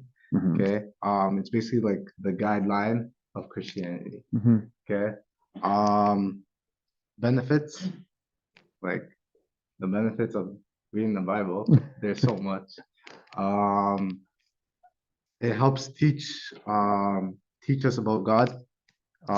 It increases our faith. It gives us what's right from wrong. It helps us understand more about God and how to get closer to Him. As I said, it's like a guideline for the Bible. Difficulties. So some of the difficulties, some people, like there's two difficulties I would think of. Is like some people don't like reading. So like they'll use that excuse for like, oh, like I don't like reading. And I think I can just pray and, do all that stuff, but not like read the Bible. And they just don't like it so much that like they don't read the Bible. Now another aspect that I would think is a difficulty is society versus the Bible. Okay. People what they tend to do is they hear what the Bible says. And since society has rearranged things into like, oh, this is fine, things like that, they have a more aspect to belief society than the Bible.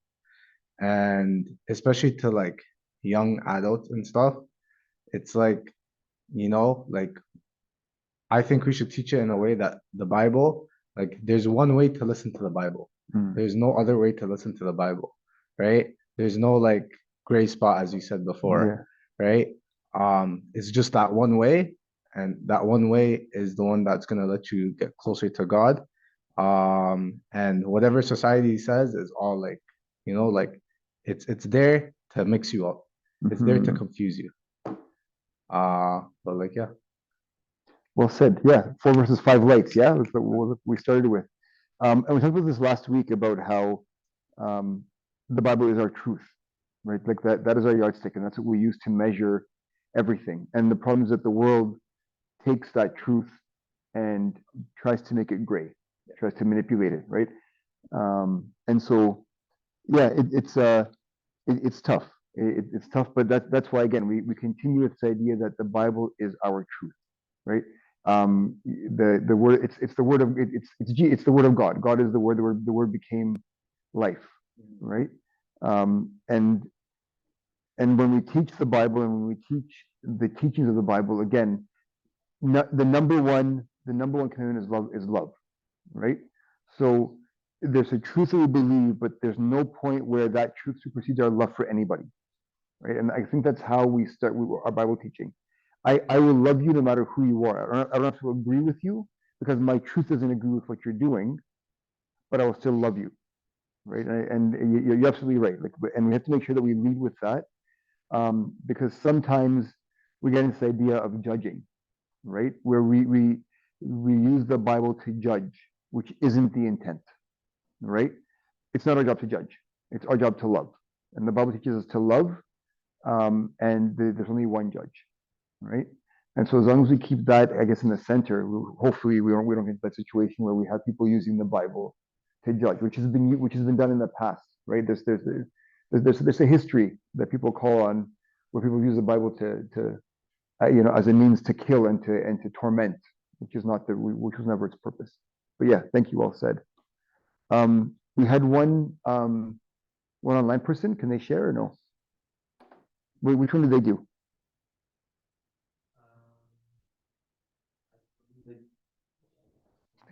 I asked them, I gave them all the.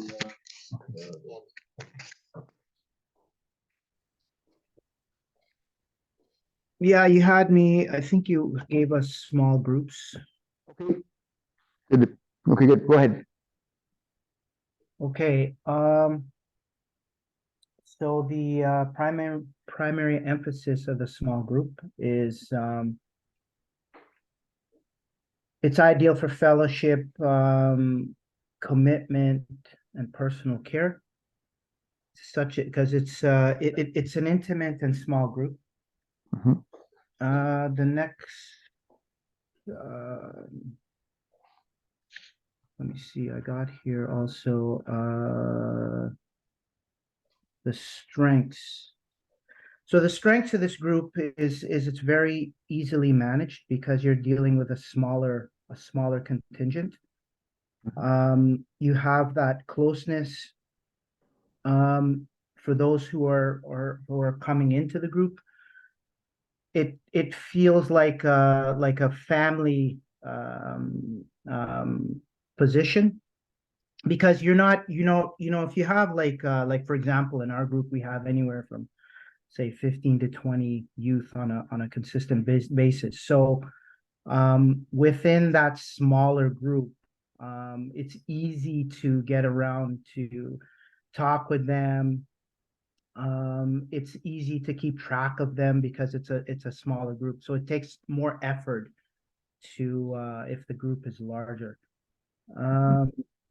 One of the downsides to having a smaller group in some cases is a lack of resources, a lack of volunteers and educators, because sometimes if we're relying heavily, particularly on one or two persons to lead the group, if any of those persons go down, now you don't necessarily have anyone to step in to facilitate the group. Now the summary for this model is actually really good, because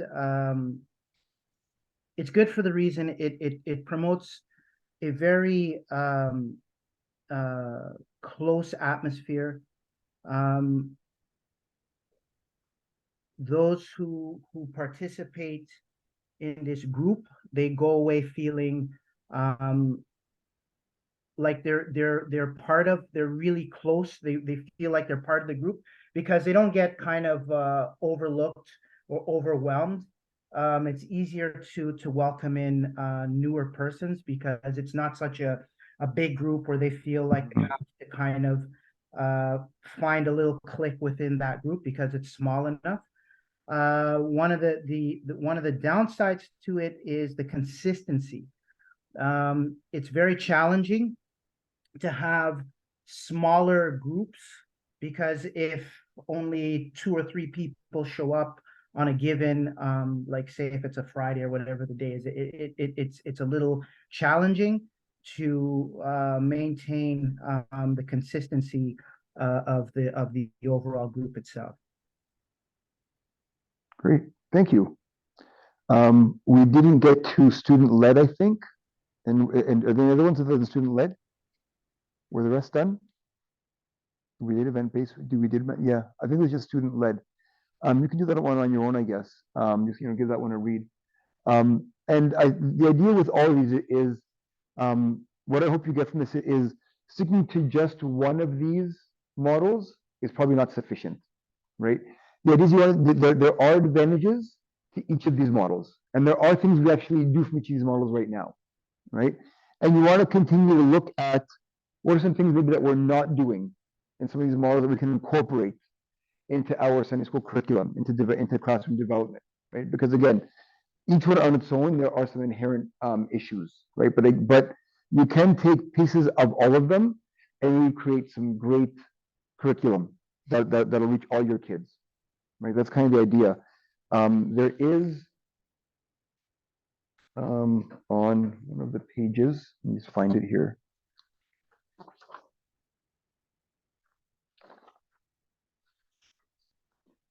On page 65, so like it breaks into 2 different chapters. Rate the model according to which are the most like your present youth ministry model. So it asks a bunch of questions and asks you to tick them, and it's the same thing. So that's at the end of chapter 4. At the end of chapter 5.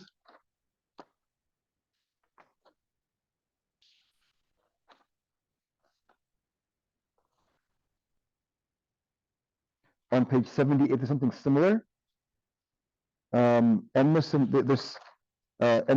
page 79 through 81, just a few different things that you can fill out that'll just help you get an idea of stuff we covered today.